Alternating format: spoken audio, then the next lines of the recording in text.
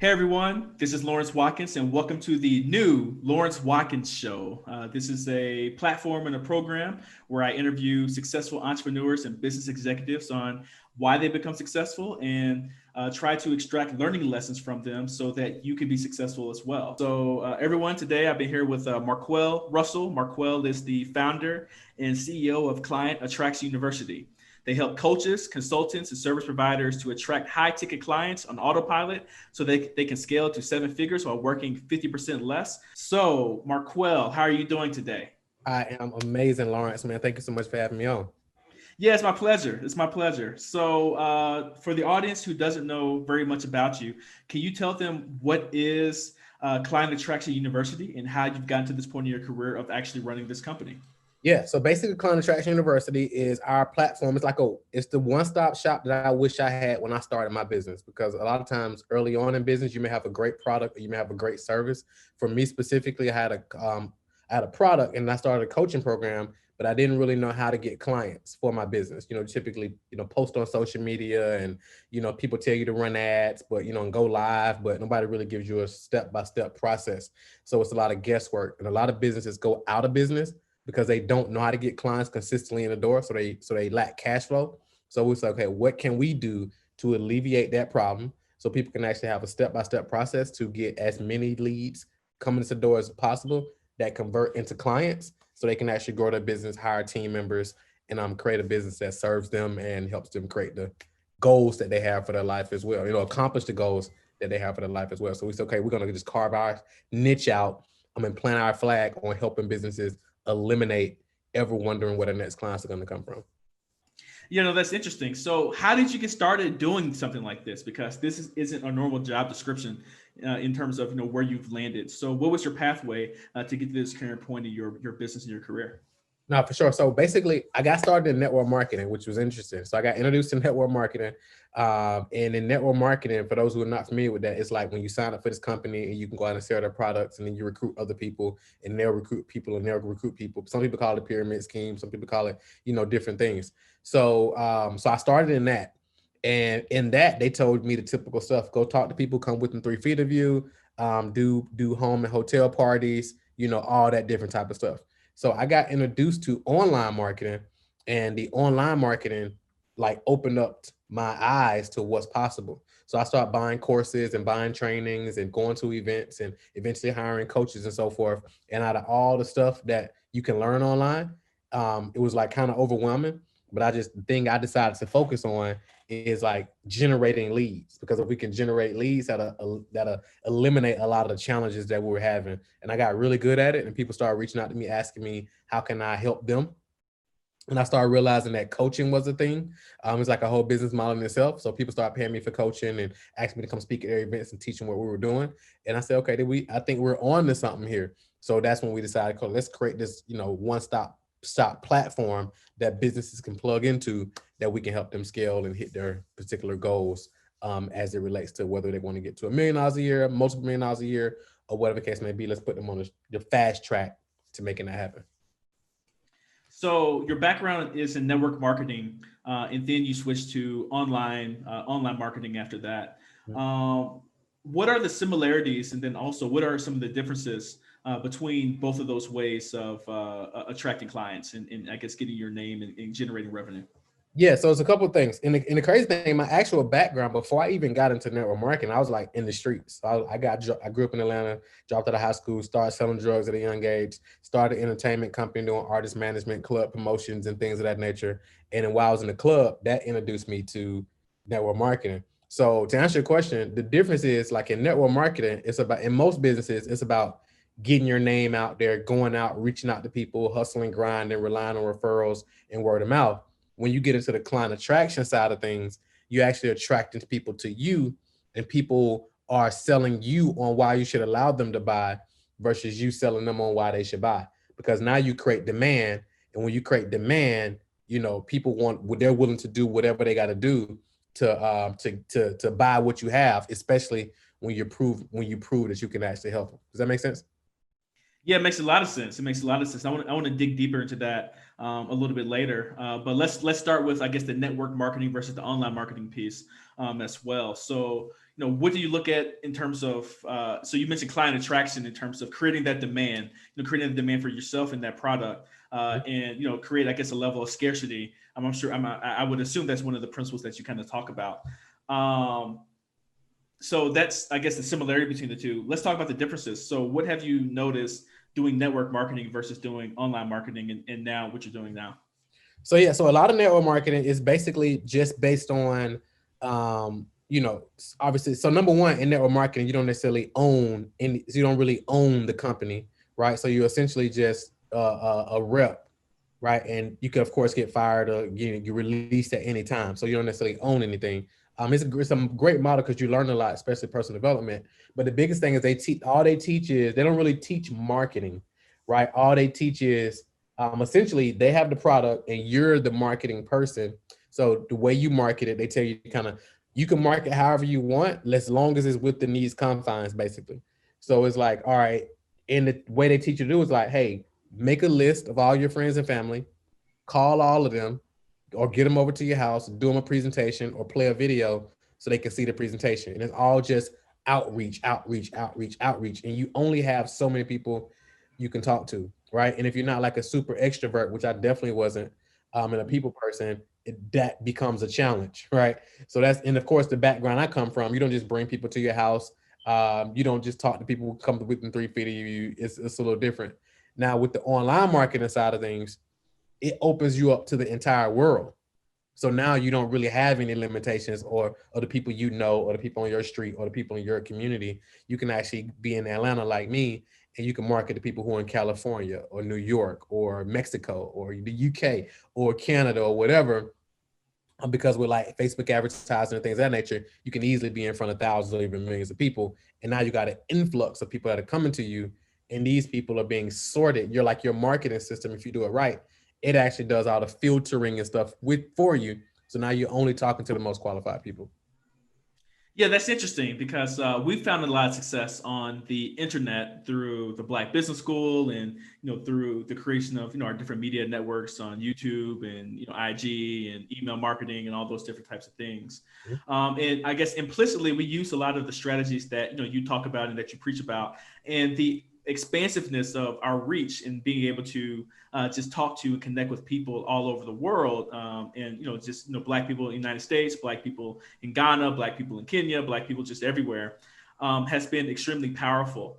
But one of the things that we struggle with for a long time, over the last 3 or 4 years, we've done better at solving this problem. But this one thing to have an audience. It's one thing to have, or it's one thing to have a big audience. It's another thing to have a big bank account at the same time, right? True. And a lot of people struggle with generating an audience, but after they do that, how do you go about turning that into actual leads and then eventually clients? So talk about that from what you see in terms of business owners. What are their main challenges in terms of taking their audience, taking who's around them, and turning that into actual dollars later on down the line and customers for their business? Got it. So I think the biggest thing, especially in this influencer economy, right? I think a lot of times people get focused on being like popular instead of being a problem solver, right? So they want millions of followers and all that, but people aren't really clear on like, what do you do? Like, how do you help people? So like one of the things I learned years ago was like the amount of value that you put into the marketplace is a direct correlation to how much money you make, right? So it's like the number one thing we see, because a lot of people come to us to get help with like their Facebook ads and stuff like that. So the number one problem we see immediately is that these business owners, their messaging is off. So they're super broad, their audience is broad, their solution is broad. It's not really clear what they do. They understand what they do. However, they can't put it in simple terms to speak to the problem, the exact problem that their ideal client has.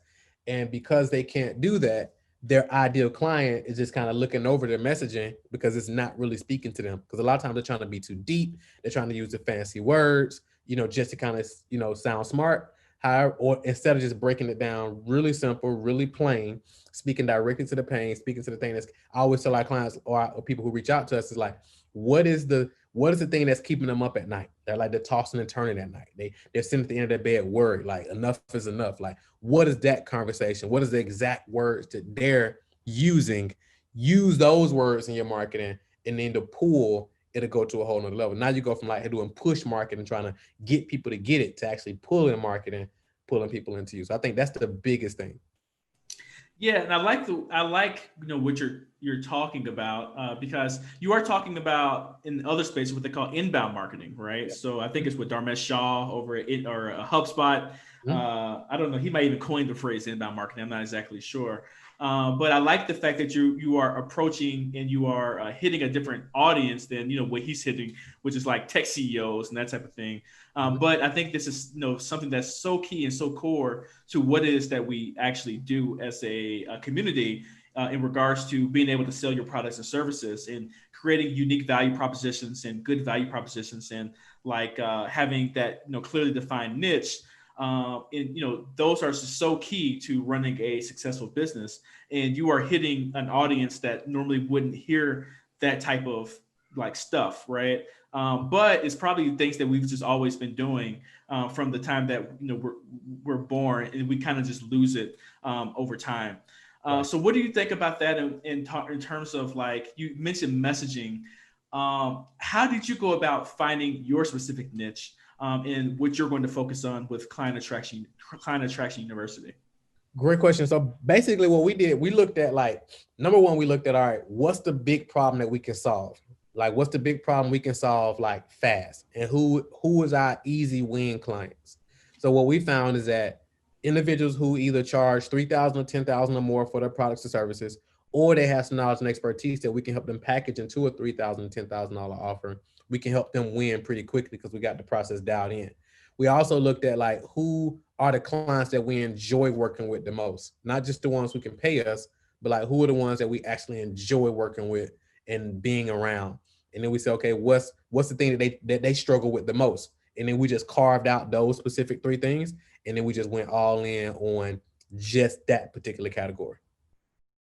Repeat those because I think that's extremely important for anyone that's looking for a niche. So can you quickly repeat those three things that you did? Yeah, for sure. So I basically looked at, okay, based on our skill sets and our expertise, who are the people that we can take this and solve a specific problem for them? Not only solve a problem for them, but like solve it fast, right? So we call it, who are our easy win clients? So then we looked at that, and we figured that out. And then it was like, who are the clients that we actually enjoy working with, right?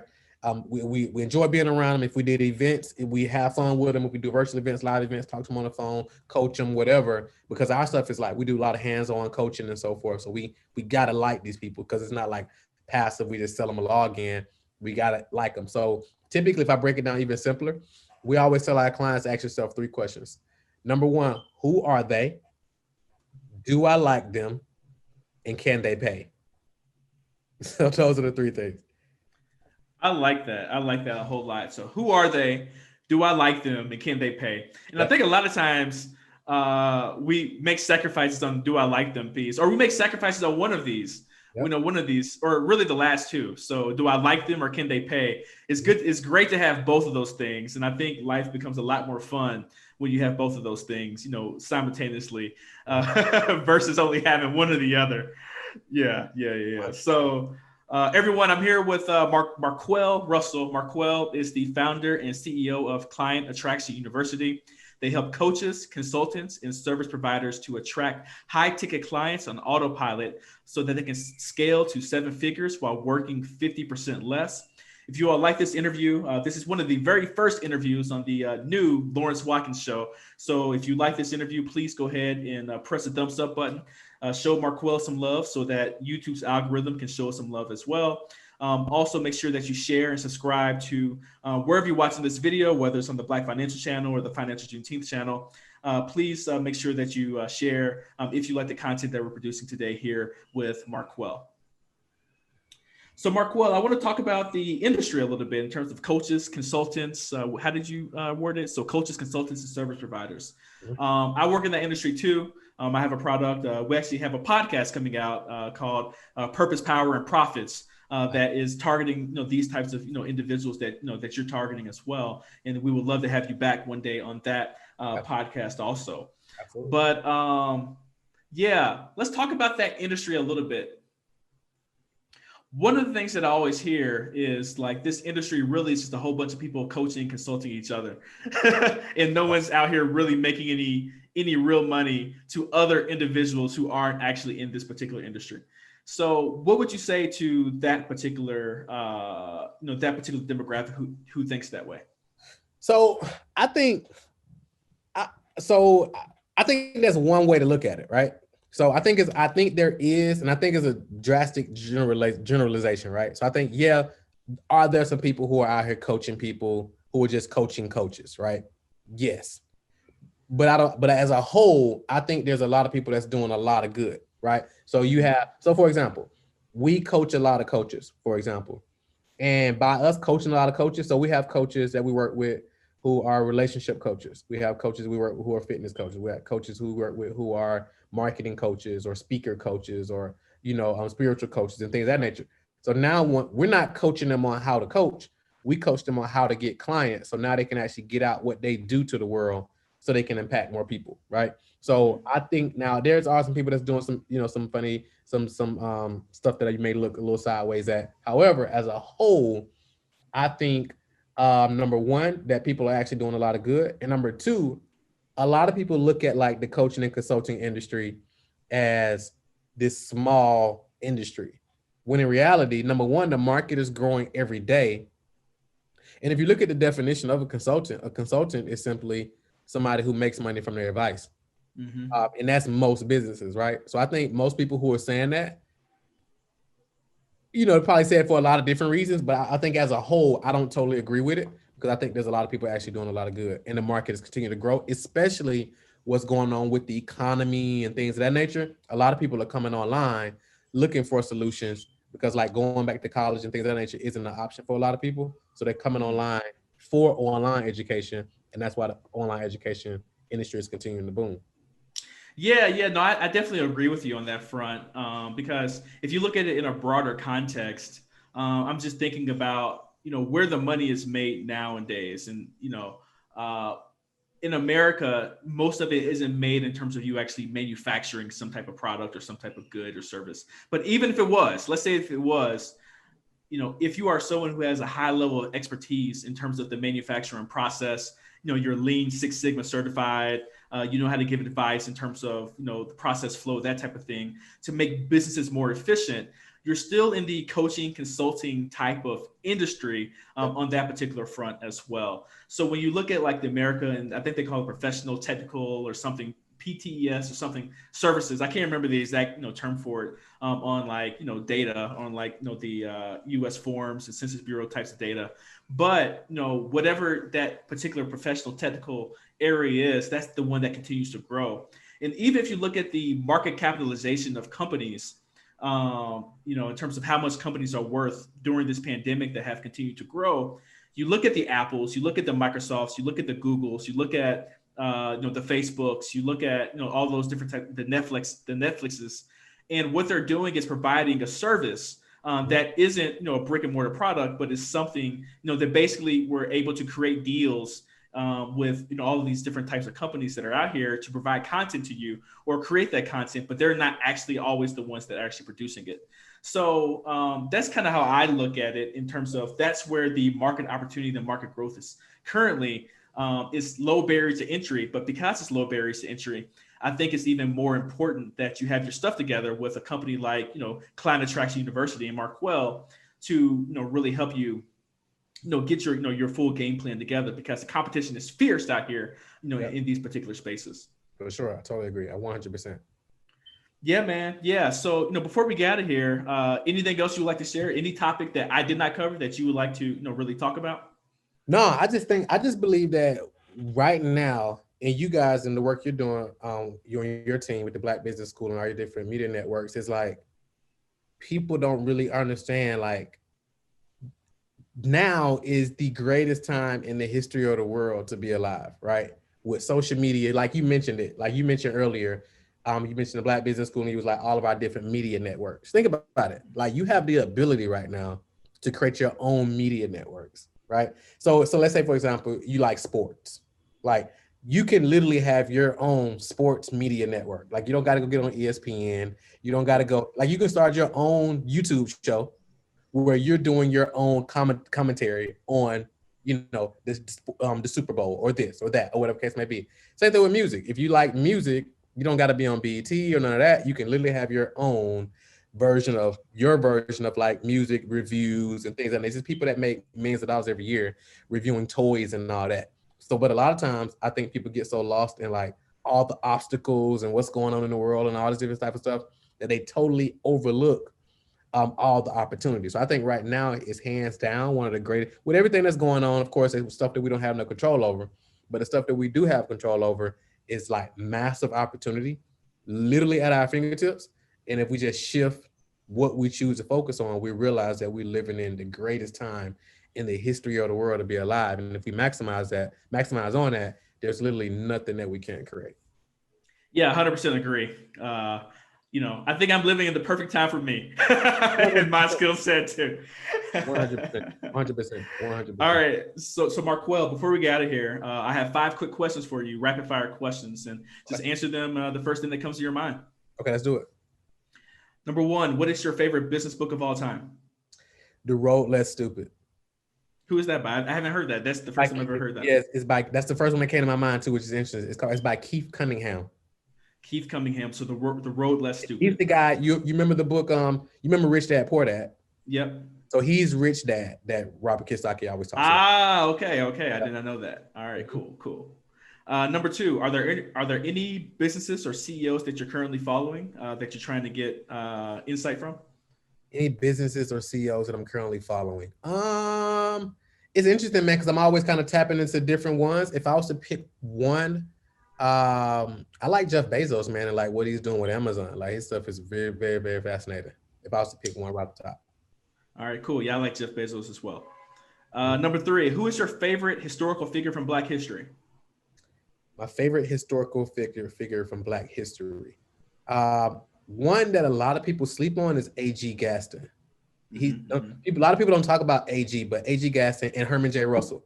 Those are my 2 favorites. They don't really get as much notoriety, but those are some dope brothers. Yeah, well, in these parts, people mention them quite often. So H.J. Russell, shout out to him. I know you're from Atlanta, so yeah. That's my guy. Those are my top 2. Those are my top 2. All right, cool. How many hours of sleep do you get at night? How many hours of sleep? Typically if I get 6 in, I'm solid. So okay. I typically go from like 10 p.m. If I'm in the bed at 10 p.m., I get up at 4. I'm good. Oh wow. Okay. Cool. I need to be. Well, my daughter wakes me about 5:30, so I'm usually sleeping from about 10 to 5:30, and I take another 20-minute nap throughout the day. Yeah. But cool. My last question to you is, how old are you? I'm 36.